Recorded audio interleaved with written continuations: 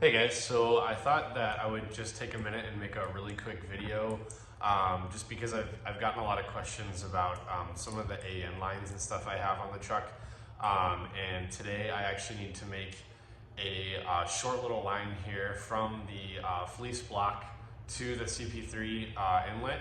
And so I figured I would just take a minute and kind of do a super quick video on how I've run all of my AN lines and fittings and kind of just go over a couple details on that. So on this, the new engine here, I have the fleece distribution block, and basically I'm gonna have the AirDog feed going in right here to this line and then exiting and then going right to the CP3. So I actually got the fittings today for that. And for anyone wondering, I'm running -8 line for all of my feeds. That's just what I had on the last truck, and I think that seems to be a pretty adequate size for that. So on the fitting on the CP3 side, in case anyone needs that, that's just going to be obviously a -8 with a 12 by 1.5 millimeter thread size on the pump side, and that's an O-ring fitting. So I'm going to get that set up for you guys. And then I'm also going to show you how I actually assemble the line together and do all of that. I also was going to show you guys one other thing. So I have done this on the 12 valve. I haven't done this yet on this engine, but it worked just fine on the other one. So I don't see a reason why this won't work. But for my returns, typically this line right here comes out this way, and then it had like a click lock fitting for your return. So because I have everything plumbed up for the AN lines on the truck right now, my plan was to kind of utilize the same system for my return. So I just grabbed this part at like an auto parts store, and this is the wrong size. I grabbed a 1/4 inch on accident. I'm thinking it might be like a 3/8, but I couldn't find anything on a forum, but I'll let you guys know. All this is just a compression fitting with an 1/8 inch like pipe thread end on it for your AN fitting to thread into. Super straightforward, and basically this piece will just go on the end here like so, and then you have the AN fitting sticking out this way, and then I can plumb it right into my return. And I just think that cleans things up a lot, and anytime I can run the AN lines, I try to. It's just simpler, and I've never had any issues with them, and I think it just looks so much cleaner. And also I've gotten a few questions about what fittings I use. I've actually been using the Evil Energy. These are on Amazon, and like I'm sure everyone has their opinions on which brand they like the most, but for me, like I can hop on Amazon and get something the next day, and because I'm so horrible with like thread sizing and everything like that, it's nice to just be able to grab something super quick, and if I mess up I can return it and grab another one. But anyways, none of those have ever had an issue for me, and the finish is really nice and seems to be like a good quality. It's not gonna, there we go.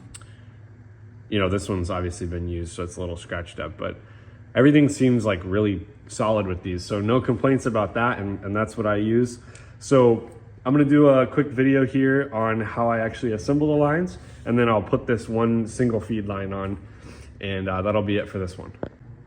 So to start here, I always like to get one fitting set up with the line in it.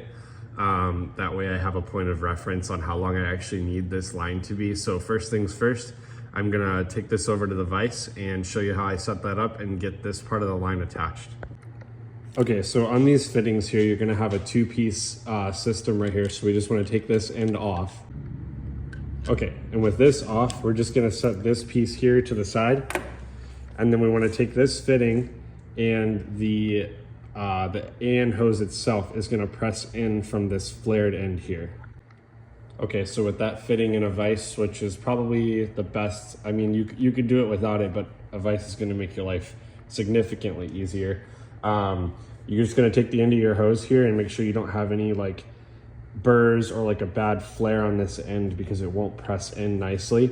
And you're just going to press it down in here, and it does take some effort. So you're just gonna have to move it back and forth and press really hard until you're bottomed out, and I'll show you what that looks like.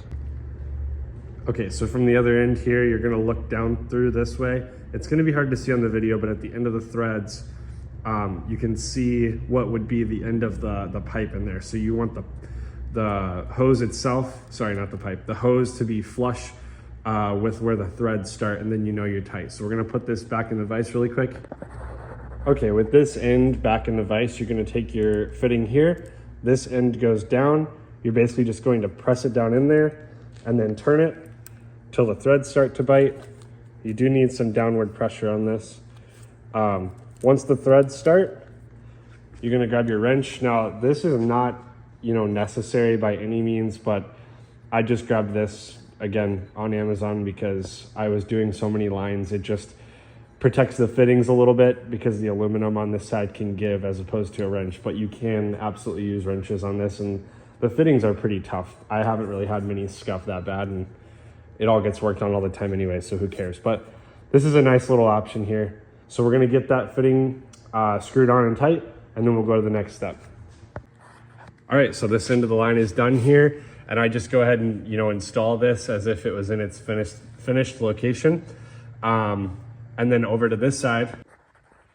Okay, so now on this end, what I do is I put the fitting on in its final location there, make sure it's nice and tight so you don't make your line too short or anything. And then I use a piece of masking tape, and this serves two purposes. Number one, it gives me a place to make a mark so I know where to cut, but it also keeps this line from fraying, because if it frays, you can't get it pressed into that fitting. Okay, so then I make my mark here, just a little shy of the end, just to give a little bit of room. And then we're gonna go take that back over, and I'm gonna show you how I cut it. Okay, so I'm sure this is gonna be one of those times where people say like they have a better idea or a better option or a better tool, because they do make cutters for this line, but I just don't have that. So all I do is I just use an angle grinder with a cutoff wheel, cut right along that line. And it's done just fine for me, as long as you make sure to blow the lines out and make sure they're perfectly clean so you don't get any little pieces in there. So I'm gonna go ahead and do that now.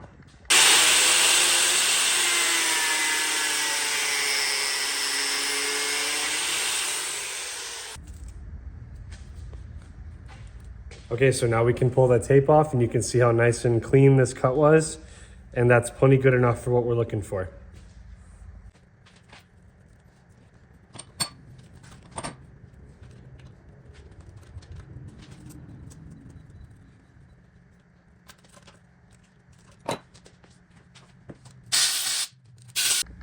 Alrighty guys, so there it is, all installed and done.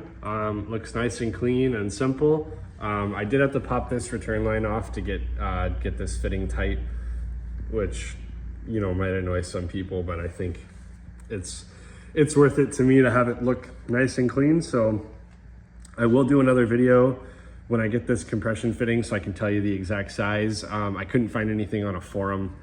I probably just missed it. There has to be something that tells you the size of that line. So not a big deal. I'll find that and we'll get it put together, and then I'll do another video here pretty soon on something else. The parts are going out to powder on Monday. They should be, as long as I have everything in. I'm waiting on the new turbo to come in. Once I get that, everything's off to powder, and then I'll do an assembly video once I get it all together.